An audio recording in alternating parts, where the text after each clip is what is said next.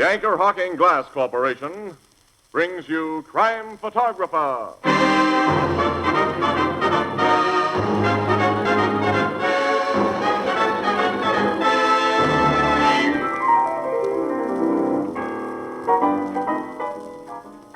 Here comes Casey. Hi, fellas. Gee, I'm glad I got you two guys together. Look, I've got something very important to tell you. Well, go ahead. I know, but I just can't seem to remember it. Well, think, Tony. I know. I still can't remember it. Well, go back to what you were doing when you last thought of it. That sometimes helps. Well, I just had this glass in my hand. Glass! That's it, glass. Look, I just want you two guys never to forget this. Well, what? Go on. Never forget that Anchor Hocking is the most famous name in glass.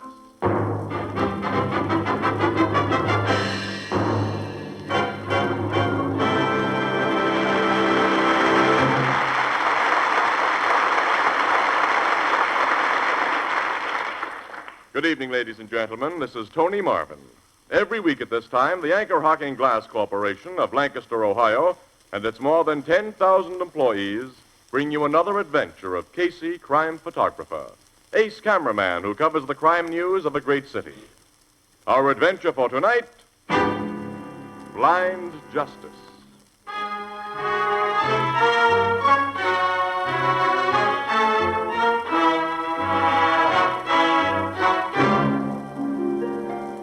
Late afternoon, police headquarters, the private office of Captain Logan, Homicide Bureau. On opposite sides of a huge battered desk sit Logan and Casey. Their eyes are hard, their jaws set and tense. Before them is a problem. It's up to you, Casey. Wait, let me think, Logan. Let me think. Well, Got to work this out. It isn't easy. look, you're the wonder boy with a hair-trigger brain. Let's have some action. Okay, I'm taking that king you discarded and throwing down this juice. That's it! Yippee! Gin rummy! You louse! I had a hunch you were saving juice. Here, let's see your hand. Ha, ain't that too bad? Kings, jacks, and 10 spots. I may get 80 points and nuts to you. 80 plus 20 for gin makes me another game. All right, figure up what I owe you, Canfield, and we'll call it a day. Oh, quitting, huh? Can't take it when you lose. I guess that's right, pal. It's nearly 5 o'clock, though. I'm taking Ann Williams to the theater tonight for dinner before that. What show are you going to see? Oh, we're going to see that new one opening at the Tivoli.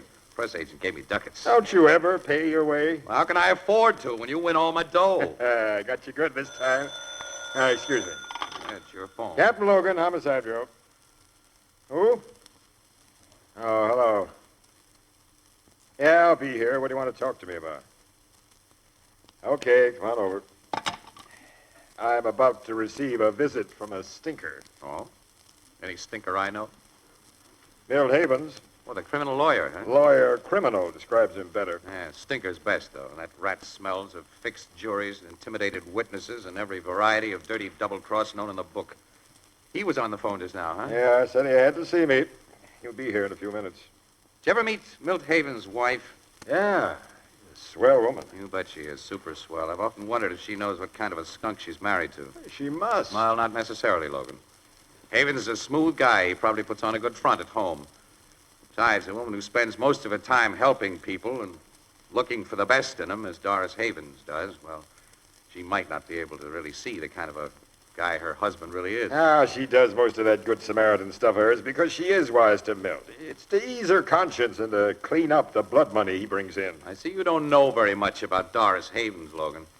What do you mean? Well, for one thing, the dough she spends on that 3rd Street settlement house of hers is her own dough. She was worth over $1 million when she married Milt Havens.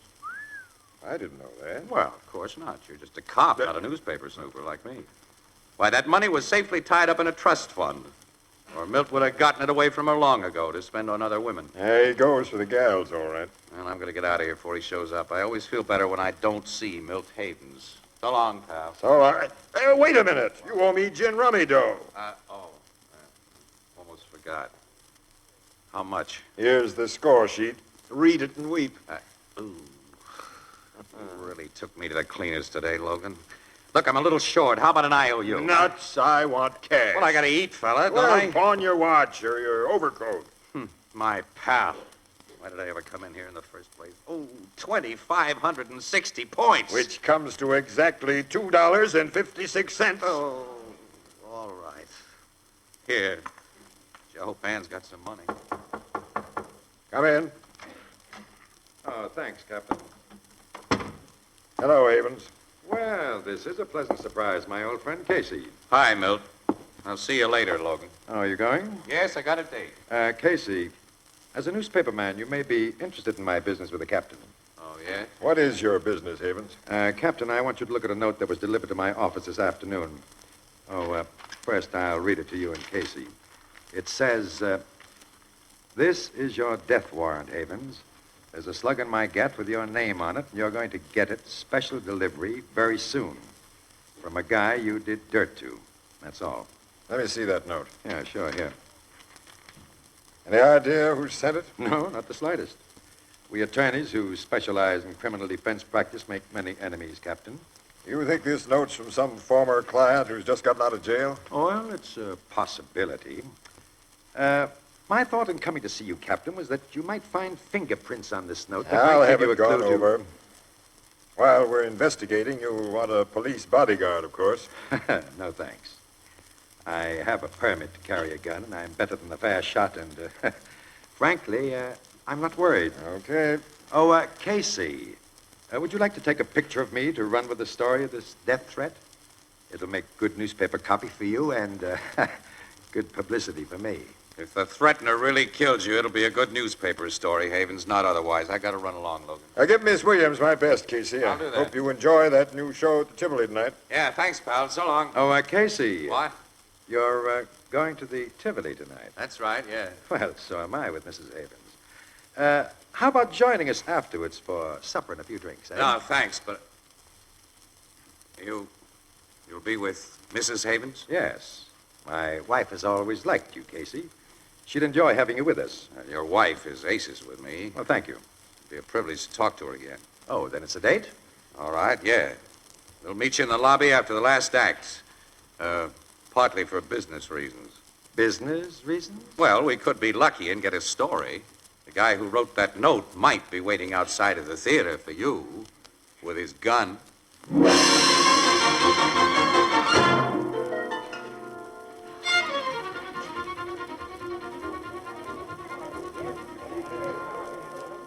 There's Milt Havens and his wife, Annie. Oh, that tall, Yeah. gray-haired woman is That's Mrs. right. Havens? Well, hello, Miss Williams. Casey, we've been waiting for you. Hello, Mr. Havens. Oh, Mr. Casey, it's so good to see you again. Well, it's good to see you, Mrs. Havens. Doris, you haven't met Casey's friend.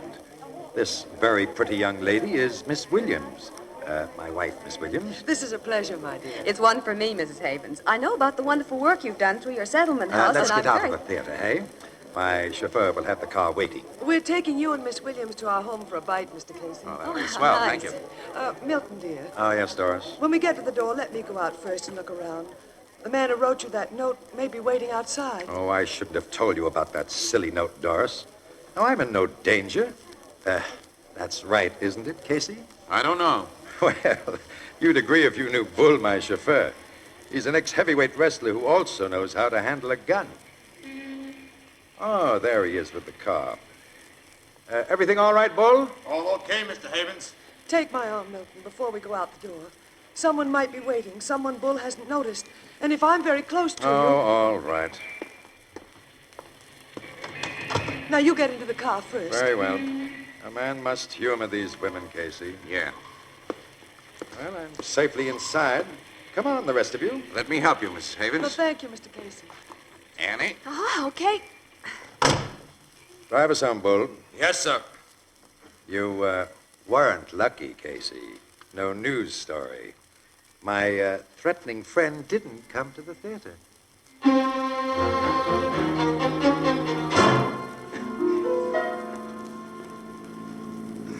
I'm glad to be almost home, Milton.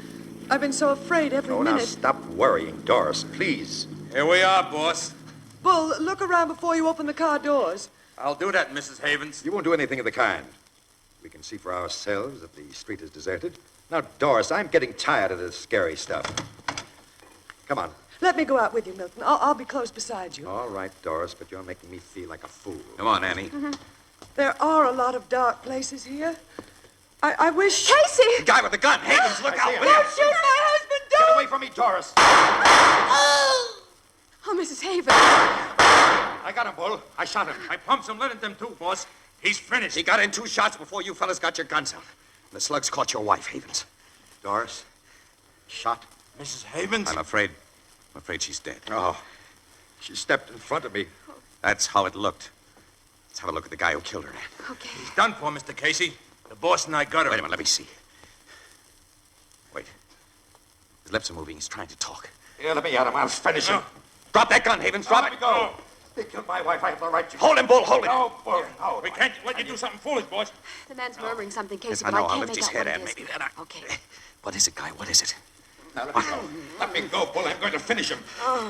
He's finished now, Havens. The guy who shot your wife is dead. Dead. Did he say anything, Casey? No. But his lips seem to form 2 words. 2 words. Double cross. I recognize this rat. I defended him several years ago and lost, and he went to prison. He probably thought I'd crossed him up. Maybe he was trying to talk about the past. I wonder. Why, what do you mean? I've got a hunch, Havens. A nasty hunch.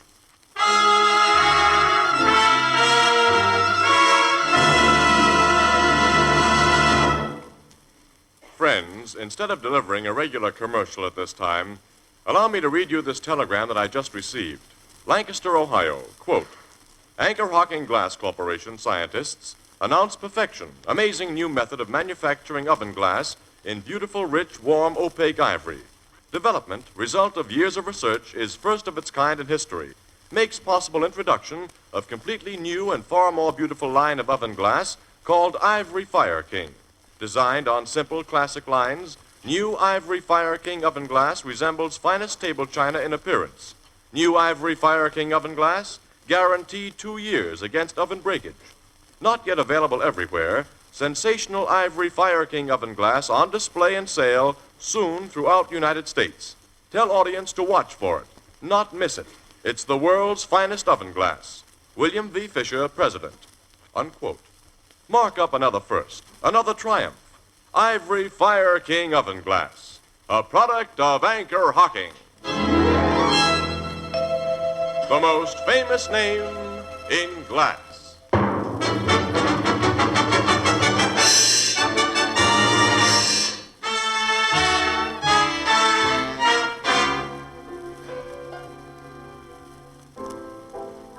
Okay, Grace, I'll look for it. Don't worry, I won't. Goodbye.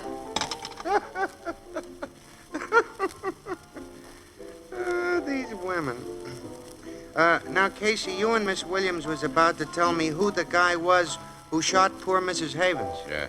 It was a rod hot, Ethelbert. His name was Barker. He just finished a stretch for armed robbery, and Havens had been his lawyer when he was convicted. So he tried to kill Havens for letting him be convicted, huh? Apparently. Well, it's open and shut, Casey. His fingerprints were on that threatening note that Havens received. Well, that makes all the parts fit perfect. Not quite. Mrs. Havens was killed instead of her husband. Well, that you was know. accidental. You say she jumped in front of him. No, Miss Williams says that. Well, she did jump in front of Havens. Well. I saw her do it, so did the chauffeur. And her husband, who was closest to her, says that I'm she not jumped believing in front. anything that Havens guy says. Everything happened so fast, Annie, you can't be sure of what you saw, neither can Bull, the chauffeur, and I'm not sure of what I saw. Oh. I couldn't swear of what I think I saw. But I do think that Havens pushed his wife away when she tried to step in front of him. And I think I saw the gunman aim directly at her and not at her husband. I think Havens was behind the murder of his wife. That's what I think. Casey, you despise that man so much you can't be reasonable. Well, he tried to put another bullet into the killer, didn't he? He learned he was still alive and trying to talk. Well, he was half mad because of his wife's death. No, he did a no, perfect... no, Ann. He was afraid that guy would tell us that he'd been hired to kill Doris Havens. So Havens double-crossed him, shot him. So he'd never be able to give away the deal. Well, that's only your stubborn theory. Well, there's a good basis for it. Well, The way Havens set the stage in Logan's office with that threatening note. The way he got you and me for witnesses when he learned that we were going to the Tivoli. I'd have to swear that ex-con Barker shot Mrs. Havens. That Havens shot him in self-defense. But, Casey, since that Barker's fingerprints were found on that threatening note... Well, that only builds my theory, Ethelbert. Oh. Sure, Barker was an experienced crook. He wouldn't have left incriminating prints on that note if he sent such a note. But if he was working for Havens, Havens could easily have gotten his prints on a blank sheet of paper and then have printed the note himself. Ah, that is an angle. Well, that's all it is. How about motive, Casey? Havens had nothing to gain by his wife's death. Her money is in a trust fund that he won't inherit. If he just lost his taste for her, well, divorce was simpler than murder and a lot less dangerous. He wouldn't have dared to try divorcing her. Why wouldn't he have dared? Some of the toughest crooks in this town have a soft spot for Doris Havens because she'd helped so many of them. Helped them and their families. If it gotten around that Havens was giving her the double cross, he'd have had orders to lay off or else. Well, you still haven't a motive. I know. I can't figure why he'd want to get rid of her. I just feel that he did, that's all. Oh, nuts. You know who Claudia Stafford is? Well, who doesn't? Claudia Stafford is the heiress who has over $10 million in her own name. Poor girl. What about her? I was thinking her chauffeur comes in here occasional, and when he gets tight, he gets confidential with us bartenders. Well, the last time that happened, he told me that Claudia Stafford and Milt Haven was carrying a torch for one another. Huh? What? Yeah, he said they was meeting regular, Casey. Why, Annie. With Havens free to become that dame's husband. Well, she has full control of her estate. Well, there's his motive. The Stafford dough. The same thought occurred to me while you was talking, Casey. Well, so what? There's still no evidence that Haven was behind his wife's murder. We've got to get evidence, Ann. If he hired Barker for the job... Captain Logan can check up on Barker. He may have said or done Oh, something. the cops will have a tough Yeah, time on that might- kind of checkup, and they may might get have been nowhere. a clue. Barker was a crook and associated with crooks. They're the only people he'd spill anything to, and they won't help the cops. No. Wait a minute, though. A few of them might help me. Fats Everett likes you, Casey, and you've done him some favors. Yes, I was thinking of Fats Everett, Ann. He's the gang boss of the West Side where Mrs. Havens had her settlement house. Yeah. I'm going over and have a talk with Fats Everett.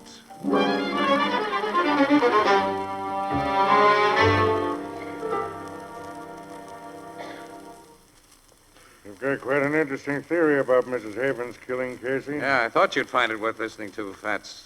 You knew Mrs. Havens, and you know her husband. She was a swell woman. Yes. You spoken to the cops about your suspicions? To keep the record straight, Fats, I've told Captain Logan what I've told you. And? He said there was only one chance in a million of proving up on my idea. You didn't tell Logan or any other cop that you were going to talk to me? No. Okay. Now forget you've talked to me. I'll speak to some of the guys about this Barker Rod Hut. You'll hear from me later. Thanks, Fats. Think nothing of it, Casey.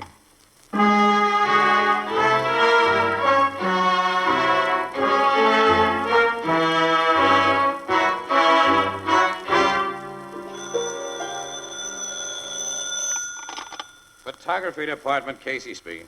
This is Everett. But, Fats, it's been 2 weeks since I talked to you. Have you found out anything? Some things take time, chum. I'm down to my joint. Want you to meet a guy. So long.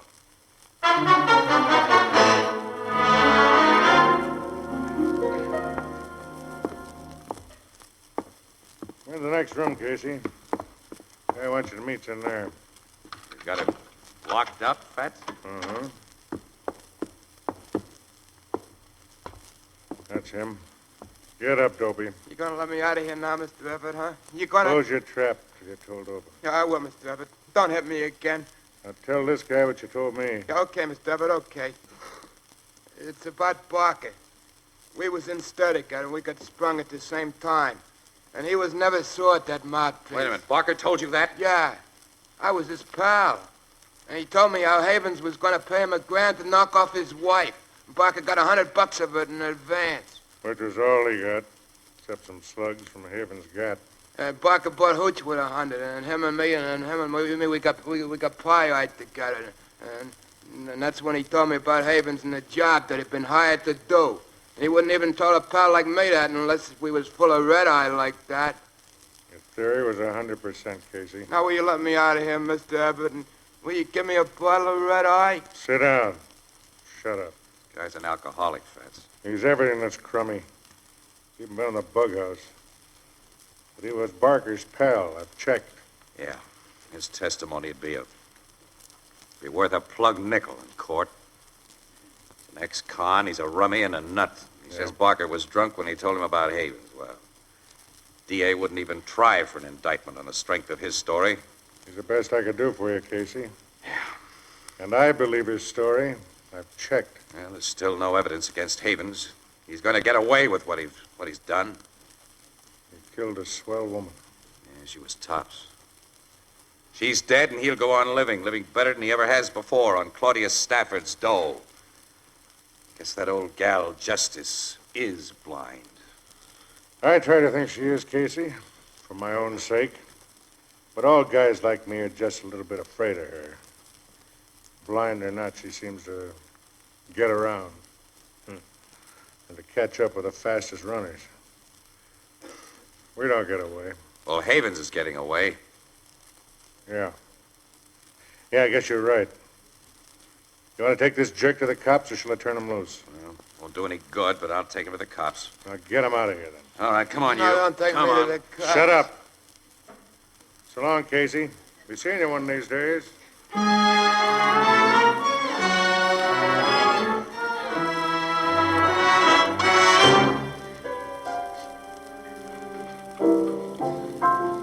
So the cops and the DA wouldn't do nothing about that ex-con story, huh, Casey? There's nothing they could do, Ethelbert.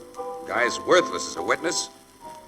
It looks like Havens committed the perfect crime, one he can't be punished for. Oh, I can't believe that. Well, I'm watching it happen, and... Hello, Casey. What? Evening, Miss Williams. Oh, Fats, Mr. hello. Everett. Well, how are you, Ethelbert? Fine. I don't see you in here very often, Mr. Everett. Well, this isn't my part of town. Just happened to be up here on business when I remembered this Blue Note Cafe was your hangout, Casey, so I thought I'd drop in. Anything on your mind, Fats? Oh, nothing but a good time. There's a new night spot just opened in my district, and got a part interest in it. Thought you and Miss Williams might like to pay it a visit tonight as my guests. Well, thanks, fella. We just put the paper to bed, though, and I'm dead tired. Oh, so am I. Another time, Mr. Everett. A guy both of you know has reserved a table at my new club tonight. You two might pick up a story with pictures. Who's the guy? I'd rather save him for a surprise. Join me? You, tipping us to something, Fats? Maybe. Aha, that's enough, Casey. Let's go. My car's outside. You'll ride with me.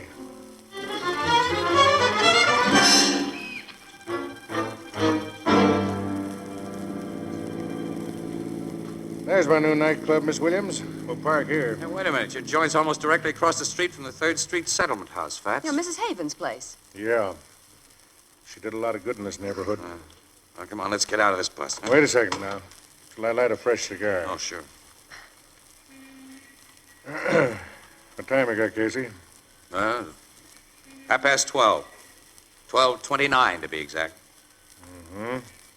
That checks with my watch, so we both must be right. Just the shank of the evening. Let's go. Got your camera, Casey? Yeah, sure, I got it.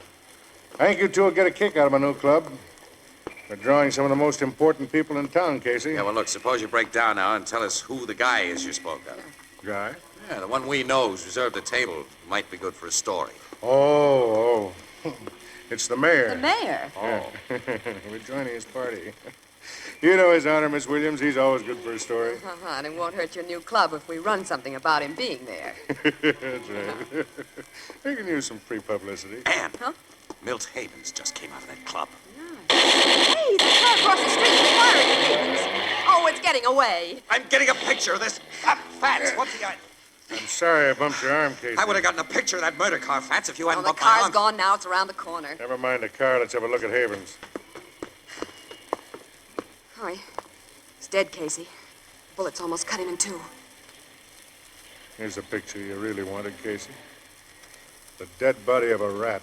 I'll take it, Fats. Huh. And you brought me down here to take pictures of the mayor.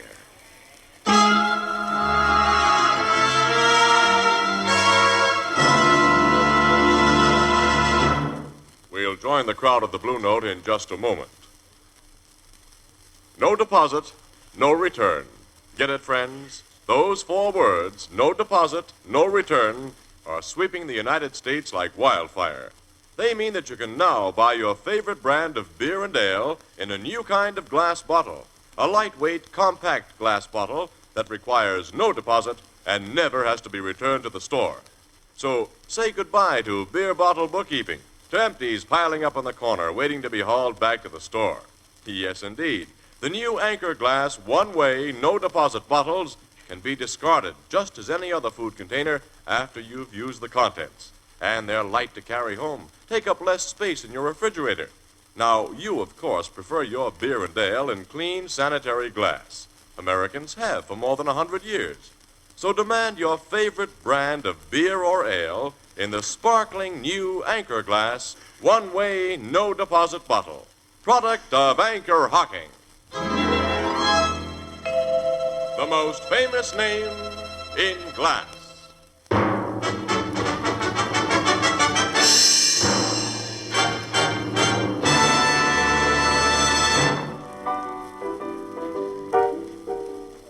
You think Fats Everett arranged for Haven's execution, Casey? I don't know, Ethelbert.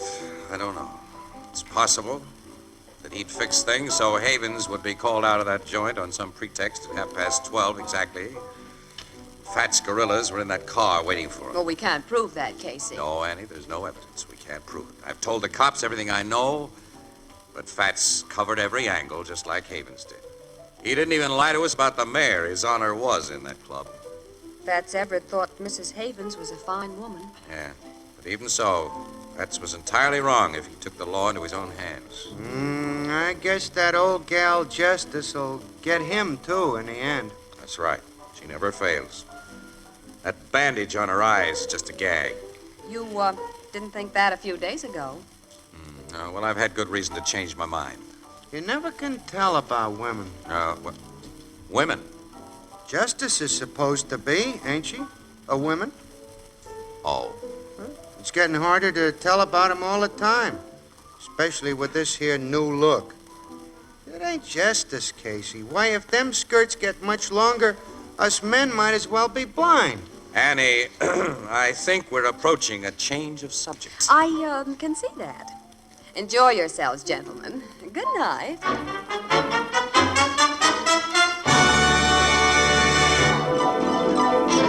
Crime Photographer, starring Stotts Cotsworth as Casey, is written by Alonzo Dean Cole.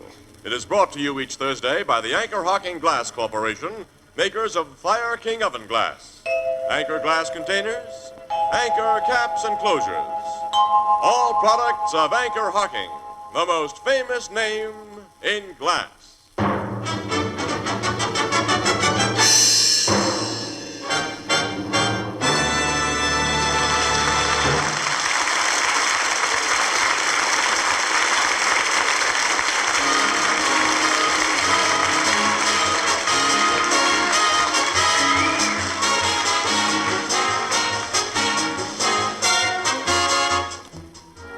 Crime Photographer is directed by John Dietz and is based on the fictional character of Flash Gun Casey, created by George Harmon Cox. Original music is by Archie Blyer, and the program features Miss Jan Miner as Anne and John Gibson as Ethelbert. Herman Chittison is the Blue Note pianist. Crime Photographer, under a new sponsorship, will be brought to you next week, same time, same station. Be sure to listen in. And friends, this completes the current series of Crime Photographer programs under the sponsorship of the Anchor Hocking Glass Corporation. Our thanks to you listeners for your local support and to all those who've had a part in making these programs so interesting and exciting. This is Tony Marvin saying good night for the Anchor Hocking Glass Corporation of Lancaster, Ohio, with offices in all principal cities of the United States and Canada.